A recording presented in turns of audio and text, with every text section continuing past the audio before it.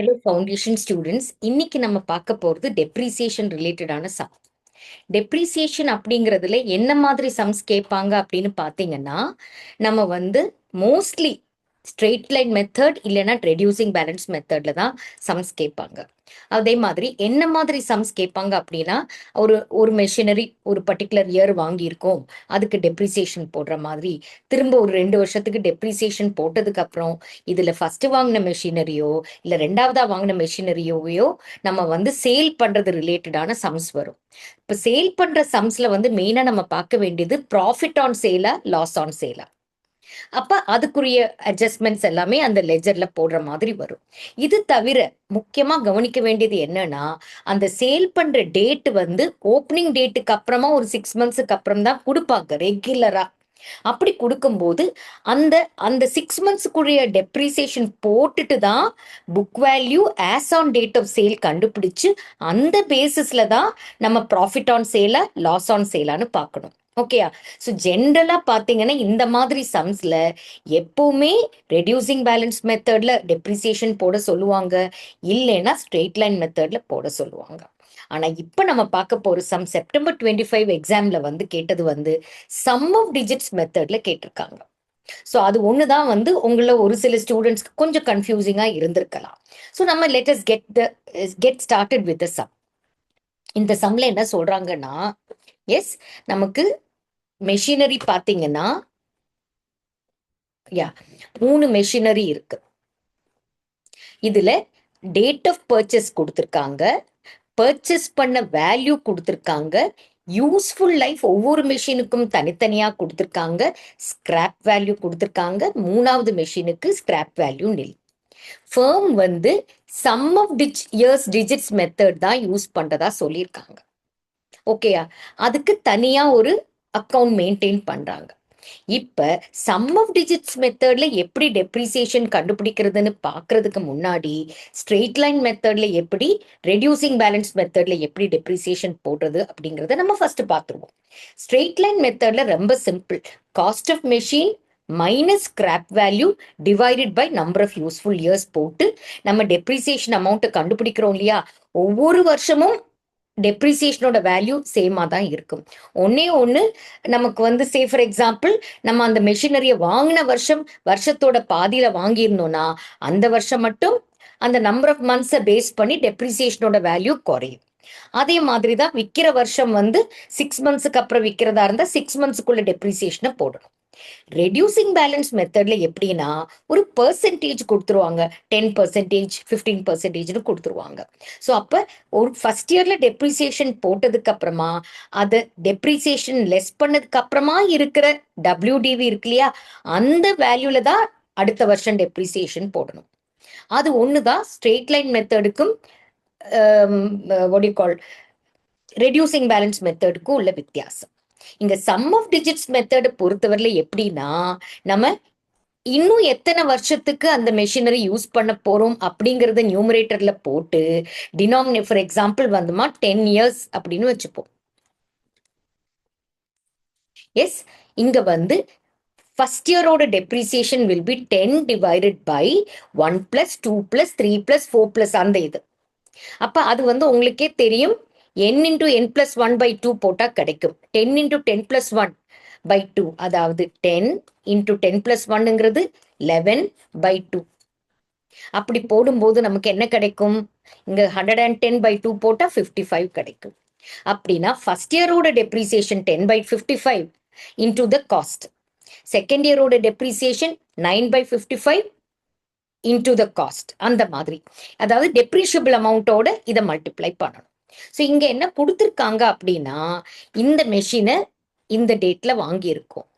இப்ப இந்த மெஷினை ஃபர்ஸ்ட் ஏப்ரல் அன்னைக்கு ஆப்சலீட் ஆயிருச்சு. அப்படின்னா நம்ம எத்தனை வருஷத்துக்கு டெப்ரிசியேஷன் போட்டிருக்கோம்னா 2021, 21-22, 22-23, 23-24, 4 வருஷத்துக்கு டெப்ரிசியேஷன் போட்டதுக்கு அப்புறமா அது ஆப்சலீட் ஆகி சேல் பண்ணிருக்கோம். அதே டேட்ல நம்ம மெஷின் 2க்கு நம்ம 22-23, 23-24 2 வருஷத்துக்கு டெப்ரிசியேஷன் போட்டிருக்கோம். அப்படி போட்டதுக்கு அப்புறமா நம்ம என்ன சொல்றாங்கன்னா ரிமைனிங் வேல்யூ வந்து நமக்கு 2 இயர்ஸ்க்கு அப்புறம் நமக்கு 6 இயர்ஸ் வரணும் இல்லையா? ஆனா அது 3 இயர்ஸ் தான் மெஷினை இனிமே யூஸ் பண்ண முடியும். இந்த 40,000 இந்த ஸ்கிராப் வேல்யூ சேஞ்ச் ஆகுது. ஓகே, இப்ப நமக்கு மெஷினரி அக்கவுண்ட் கேட்டிருக்காங்க, ப்ரொவிஷன் ஃபார் டெப்ரிசியேஷன் அக்கவுண்ட் கேட்டிருக்காங்க, மெஷினரி டிஸ்போசல் அக்கவுண்ட் கேட்டிருக்காங்க. ஸோ ப்ரொவிஷன் சொல்லும்போது நான் சொல்லாம விட்டது ஒண்ணு என்னன்னா, சம்ல வந்து ஜென்ரலி டெப்ரிசியேஷன் மட்டுமே சொல்லியிருந்தாங்கன்னா நான் அந்த மெஷினரி அக்கவுண்ட்லயே டெப்ரிசியேஷனை போட்டு நம்ம ரெடியூசிங் பேலன்ஸ் ஈஸியா கண்டுபிடிச்சிருவோம். ஆனா ப்ரொவிஷன் ஃபார் டெப்ரிசியேஷன் அப்படின்னு கொடுத்துட்டாலே அந்த டெப்ரிசியேஷன் வருஷத்தோட டெப்ரிசியேஷனை ப்ரொவிஷன் ஃபார் டெப்ரிசியேஷன் அக்கௌண்ட்ல தான் கிரெடிட் பண்ணணும். மெஷினரி அக்கௌண்ட் காஸ்ட்லேயே தான் காட்ட போறோம். அதே மாதிரி மெஷினரி சேல் பண்ற இதுக்கு வந்து மெஷினரி அக்கௌண்ட்லயும் காட்டலாம், இல்லைன்னா மெஷினரி டிஸ்போசல் அக்கௌண்ட் வழியாவும் காட்டலாம். ஸோ இந்த சம்ல எல்லா காம்ப்ளிகேட்டட் ட்விஸ்டையும் சேர்த்து ஒரே சம்லையே கொடுத்துருக்காங்க. ஸோ நம்ம இப்போ இந்த சம்மோட ஆன்சரை பார்ப்போம். ஸோ ஃபர்ஸ்ட் இயரை பொறுத்தவரையில் நம்ம இப்ப நமக்கு வந்து இது இன்னொரு விஷயம். இங்க வந்து 2 வருஷத்தோட அக்கௌண்ட் தான் போட சொல்லியிருக்காங்க. அதாவது 23-24 24-25 மட்டும்தான் போட சொல்லியிருக்காங்க. ஸோ 2021 21-22 22-23 போட சொல்லல. அப்ப இந்த 3 வருஷத்துக்கு என்ன டெப்ரிசியேஷன் போக என்ன வரும் அப்படிங்கிறது தான் நம்ம பார்க்க போறோம். அப்ப இந்த சினாரியோல நம்ம கிட்ட இந்த 3 மெஷினுமே இருக்கு இல்லையா? எஸ், ஏன்னா 1/4/2024 தான், இல்ல 23-24 23-24ல பார்க்கும்போது நம்ம கிட்ட 2 மெஷின் தான் இருக்கு. ஏன்னா இந்த மெஷின் வந்து இந்த தேதியில தான் வாங்கியிருக்கோம் நம்ம. அப்ப 24-25 போடும்போது ஓப்பனிங் பேலன்ஸ் இந்த 2 மெஷினரி தான் இருக்கு. அப்ப 11 lakh plus 9,40,000 அப்படிங்கிறது 20,50,000. ஓகேயா? இப்படி தனித்தனியாவே எழுதிட்ட ரொம்ப ஈஸி ஃபார் கால்குலேஷன். க்ளோசிங் பேலன்ஸை போட்டாச்சு. அதுக்கு அடுத்த வருஷம் ஏற்கனவே இருக்கிற மெஷினோட 2 மெஷினோட ஓப்பனிங் பேலன்ஸ், அதுக்கு அடுத்தது நம்ம 1 செகண்ட், ஆமா கரெக்ட், அதுக்கு அடுத்தது நான் 50,000 சொன்னேனோன்னு ஒரு டவுட். ஓகே, 40,000 தான். திருப்பி நம்ம மூணாவதா ஒரு மெஷின் வாங்கியிருக்கோம், அதோட 8,10,000 போட்டு இதுல இந்த ஃபர்ஸ்ட் வாங்கின மெஷின் 11 lakhக்கு வாங்கினதை தான் நம்ம இப்ப சேல் பண்றோம். ஸோ அதை மெஷினரி டிஸ்போசல் அக்கௌண்ட்டுக்கு போட்டுட்டு அந்த மிச்சம் இருக்கிற இந்த 9,40,000 இந்த 8,10,000 மட்டும்தான் க்ளோசிங் பேலன்ஸ்குள்ள காட்டுறோம். ஸோ இந்த மாதிரி ப்ரொவிஷன் ஃபார் டெப்ரிசியேஷன் சம்மை பொறுத்தவரையில மெஷினரி அக்கௌண்ட் ஒரிஜினல் காஸ்ட்ல காட்டுறதுனால ரொம்ப ரொம்ப சிம்பிளா போயிருது. ஏன்னா எல்லா அட்ஜஸ்ட்மெண்ட்டும் ப்ரொவிஷன் ஃபார் டெப்ரிசியேஷன் வழியா தான் காட்ட போறோம். இப்ப நம்மளோட ஃபர்ஸ்ட் இயரோடது, எஸ், இந்த 20 ஃபர்ஸ்ட் இயர் வந்து இப்ப இந்த தேதியில நமக்கு இந்த 2 மெஷினுக்கும் உள்ள கால் டெப்ரிசியேஷன் எவ்வளவுங்கிறதுக்கு தான் இங்க காமிச்சிருக்காங்க. ரிமெம்பர், ப்ரொவிஷன் ஃபார் டெப்ரிசியேஷன் அக்கௌண்ட்டை பொறுத்தவரையில ஓப்பனிங் பேலன்ஸ் கிரெடிட் சைட்ல தான் வரும், ஏன்னா அது கிரெடிட் பேலன்ஸ். ஸோ இந்த அமௌண்ட் எப்படி வந்துச்சுன்னு பார்க்கறதுக்கு நம்ம ஒர்க் நோட்டுக்கு போயிடுவோம். இது இந்த வருஷத்தோட டெப்ரிசியேஷன், இதை வந்து ஆட் பண்ணி போட்டிருக்காங்க. ஓகே, ஸோ ஃபர்ஸ்ட் வந்து நம்ம போய் பார்த்துருவோம். எஸ், ஸோ இப்போ இந்த மெஷினை பொறுத்தவரையில நம்ம வந்து எத்தனை வருஷத்துக்கு டெப்ரிசியேஷன் போடணும் அப்படின்னா இந்த தேதியிலேருந்து இந்த தேதி முடிய, அதாவது 2021 21-22 22-23, கரெக்டா? அப்ப இங்க வந்து எத்தனை வருஷத்துக்குன்னு பாத்தீங்கன்னா 8 years. அப்ப 1 + 2 + 3 + 8 வரைக்கும் பார்த்தா 8 × 9.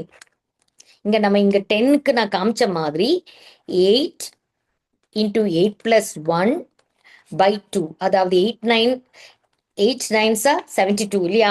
8 × 9 8 × 9/2 போட்டா நமக்கு 36 கிடைக்குது. அப்ப 36 தான் நம்ம டினாமினேட்டர்ல போட்டுட்டு நம்ம ஃபர்ஸ்ட் இயரோட டெப்ரிசியேஷன் வில் பி 8/36 × 10,80,000. 10,80,000 எப்படி வந்துச்சுன்னா 11 lakh minus 20,000, அதுதான் டெப்ரிஷியபிள் அமௌண்ட். எஸ், 10,80,000 into 8/36 தான் ஃபர்ஸ்ட் இயரோட டெப்ரிசியேஷன். 10,80,000 into 7/36 தான் செகண்ட் இயரோட டெப்ரிசியேஷன். தேர்ட் இயரோட டெப்ரிசியேஷனுக்கு 6/36. இப்போ 3 வருஷத்தோட டெப்ரிசியேஷனும் கண்டுபிடிக்கிறதுனால நியூமரேட்டர்ல இருக்கிறது மூணுத்தையும் ஆட் பண்ணி இதை கண்டுபிடிக்கிறோம். அதே மாதிரி இங்க மெஷின் 2 பொறுத்தவரையில அதுவும் 8 இயர்ஸ் தான். அப்ப 9,40,000 மைனஸ் 40,000 ஸ்கிராப் வேல்யூ, அதாவது 9 lakh இன்டூ ஒரு வருஷத்துக்கு தான் டெப்ரிசியேஷன் அந்த மெஷினுக்கு. ஏன்னா அந்த மெஷின் நம்ம வாங்கினது இந்த 1/4/2022. அப்போ 22-23க்கு மட்டும்தான் நம்ம இங்க டெப்ரிசியேஷன் போடுறோம். போட்டு இந்த ரெண்டு டெப்ரிசியேஷன் அமௌண்ட், இந்த 6,30,000 இந்த 2 lakh, இந்த 6,30,000வும் 2 lakhையும் தான் இங்க கொண்டு வந்து ஓப்பனிங் பேலன்ஸ் போட்டிருக்கோம். இப்போ இதே மெஷினுக்கு நம்ம கரண்ட் இயரோட டெப்ரிசியேஷனை போடணும் இல்லையா? கரண்ட் இயரோட டெப்ரிசியேஷனுக்கு 10,80,000 இன்டூ 876, அப்போ 5/36. 5/36 போட்டு பார்ப்போமா? 10,80,000 இன்டூ 5/36 போட்டால் இந்த 1,50,000 வருது. ஓகேயா? இப்போ இந்த ரெண்டாவது மெஷினுக்கு 9,40,000 மைனஸ் 40,000, அப்போ 9 lakh இன்டூ ரெண்டாவது வருஷம் டெப்ரிசியேஷன் போடுறோம். 7/36 போட்டால் 1,75,000 வருது. ஓகேயா? ஸோ அப்போ இங்க நம்ம என்ன பண்றோம்? இந்த 6,30,000 பிளஸ் 1,50,000 தான் இந்த 7,80,000. இந்த 2 lakh பிளஸ் 1,75,000 தான் இந்த இது. ஸோ இப்போ ரெண்டு மெஷினோட அக்யூமுலேட்டட் டெப்ரிசியேஷன் இப்படி போட்டாச்சு. அதுக்கு அடுத்தது இந்த டோட்டல் தான் இங்க இறக்குறோம், தனித்தனியா போடுறோம். அதுக்கு அடுத்தது இந்த வருஷம்தான் நம்ம மெஷினரியை விற்கிறோம். எந்த மெஷினரியை? 11 lakhக்கு வாங்கின மெஷினரியை விற்கிறோம். அப்ப அதுக்கு நம்ம எந்த தேதியில விற்கிறோம்னு பார்த்துருவோம். ஓகே, ஓப்பனிங் டேட்லயே விற்கிறோம். ஓப்பனிங் டேட்லயே விற்கிறதுனால இந்த மெஷினரியோட டெப்ரிசியேஷன் இந்த 7,80,000 இதுக்குள்ள இருக்கலாமா, அதை அப்படியே மெஷினரி டிஸ்போசலுக்கு அனுப்பிடுறோம். அதுக்கு அடுத்தது அந்த 9 lakhோட மெஷினுக்கு 9 lakh இன்டூ 876, 6/36 போட்டா எங்க தப்பு விட்டேனா? இங்க புதுசா ஒரு மெஷினரி வாங்கியிருக்கோமா, அது தவிர ஓகே மெஷினரி 2, மெஷினரி 2ஓட டெப்ரிசியேஷன் தான் இது. இந்த 2,77,500 இங்க சேஞ்ச் ஆயிருக்கு. அது ஏன்னு நான் சொல்றேன். இது 2,70,000 எப்படி வந்துச்சு அப்படின்னா மெஷினரி 3ஓட டெப்ரிசியேஷன். ஸோ மெஷினரி 3ஓடது ஃபர்ஸ்ட் பார்த்துருவோம். 8,10,000மா 5 இயர்ஸ் தான் நோ ஸ்கிராப் வேல்யூ. அப்ப 5 + 4 + 3 + 2 + 1 5 அப்படிங்கும்போது 5 × 6 30, 30/2 15 வரும். அப்ப ஃபர்ஸ்ட் இயரோட டெப்ரிசியேஷன் என்னன்னு பாத்தீங்கன்னா 8,10,000 இன்டூ 5/15 போட்டா 2,70,000 வருது. எஸ், இந்த வருஷம் ஓப்பனிங்ல வாங்கின மெஷினுக்குமா 8,10,000. அதோட working number of years 5 years. So first இயரோட டெப்ரிசியேஷன் 5/150. அந்த 5/115 போடும்போது இது வருது. இதை தான் நம்ம க்ளோசிங் பேலன்ஸ்ல காட்டுறோம். இந்த 2,77,500க்கு ஒரு அட்ஜஸ்ட்மெண்ட் இருக்கு. என்னன்னா நமக்கு இந்த ஸ்டேஜ்ல நமக்கு என்ன தெரிய வருதுன்னா இந்த மெஷின் ஸ்கிராப் வேல்யூவும் குறையுது, அது தவிர 3 இயர்ஸ் தான் யூஸ் பண்ண முடியும். இப்போ நம்ம ஒன்ஸ் அகேன் என்ன பண்ணணும்னா 9,40,000 மைனஸ் 10,000, அதுதான் டெப்ரிஷியபிள் அமௌண்ட். அதை இன்னும் 3 இயர்ஸ் அப்படிங்கும்போது இன்டூ 3/1 பிளஸ் இன்டூ 3/6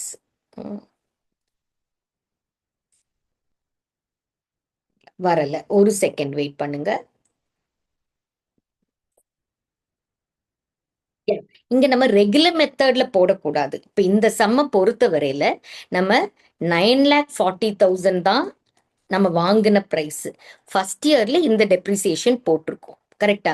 அப்ப இந்த டெப்ரிசியேஷனை மைனஸ் பண்ணா நம்மளோட மெஷினோட வேல்யூ என்னன்னு பாத்தீங்கன்னா 9,40,000 மைனஸ் 3,75,000. அதாவது 5,65,000 தான் இந்த மெஷினோட இப்போதைய வேல்யூ. இந்த ஸ்டேஜ்ல தான் நமக்கு என்ன சொல்றாங்கன்னா, இன்னும் 3 வருஷத்துக்கு தான் அதுக்கு டெப்ரிசியேஷன் போட முடியும். அதுக்கு ஒர்க்கிங் லைஃப் 3 வருஷம் தான். அது தவிர 10,000 மட்டும்தான் ஸ்கிராப் வேல்யூன்னு சொல்றாங்க. அப்ப இதுல 10,000 மைனஸ் பண்ணா 5,55,000 வருது. இப்ப 3 வருஷம் அப்படின்னா இந்த சம் ஆஃப் டிஜிட்ஸ் மெத்தட்ல என்ன பண்ணணும்? இன்னும் 3 வருஷம் இருக்கு. அப்ப 5,55,000 இன்டூ 5/15. 15 எப்படி கிடைச்சது? 1 பிளஸ், கரெக்டா தானே சொல்றேன் இல்லையா? 3 years. 1 plus 2 plus 3, sorry 3 by, தப்பா சொல்றேன், இன்டூ 3 பை 1. 1 பிளஸ் 2 பிளஸ் 3னா 6, 5 இயர்ஸ் கிடையாது, 3 இயர்ஸ். அப்ப இன்னும் 3 வருஷம் இருக்கு. அப்ப 1 பிளஸ் 2 பிளஸ் 3ங்கிறது 6. அப்ப 5,55,000 இன்டூ 3/6 போட்டா இந்த டெப்ரிசியேஷன் கிடைக்குது எனக்கு. ஓகேயா? இப்ப இதுக்கு பிரச்சனை இல்லை. இப்ப நம்ம மெஷினரி டிஸ்போசல் அக்கௌண்ட்டை மட்டும் பார்த்தா போதும். மெஷினரி டிஸ்போசல் அக்கௌண்ட்டை பொறுத்த வரையில நம்ம மெஷினோட காஸ்ட் இங்க வந்துருச்சு, இது வரைக்கும் போட்டு டெப்ரிசியேஷன் இங்க வந்துருச்சு. கரெக்டா? நம்ம எவ்வளவு ரூபாய்க்கு வித்திருக்கோங்கிறது வந்துருச்சு. பேலன்சிங் ஃபிகரா நம்ம இந்த சைட்ல பேலன்சிங் ஃபிகர் வந்தா ப்ராஃபிட், இந்த சைட்ல பேலன்சிங் ஃபிகர் வந்தா லாஸ். அவ்வளவுதான். ஸோ ஒர்க் நோட்ஸை பக்காவா பார்த்துக்கோங்க. பட் நான் ஒர்க் நோட்ஸை உங்களுக்கு காட்டாமலே இந்த சம்மை ஃபுல்லாவே எக்ஸ்பிளைன் பண்ணிட்டேன். ஸோ இந்த சம்ல ஃபர்தரா ஏதாச்சும் டவுட்ஸ் இருந்துச்சுன்னா ரீவைண்ட் பண்ணி பாருங்க. Okay, with this we wind up. டெப்ரிசியேஷன்ல வேற எந்த சம்மும் இவ்வளோ டஃபா இருக்க வாய்ப்பில்லை. Okay, thank you.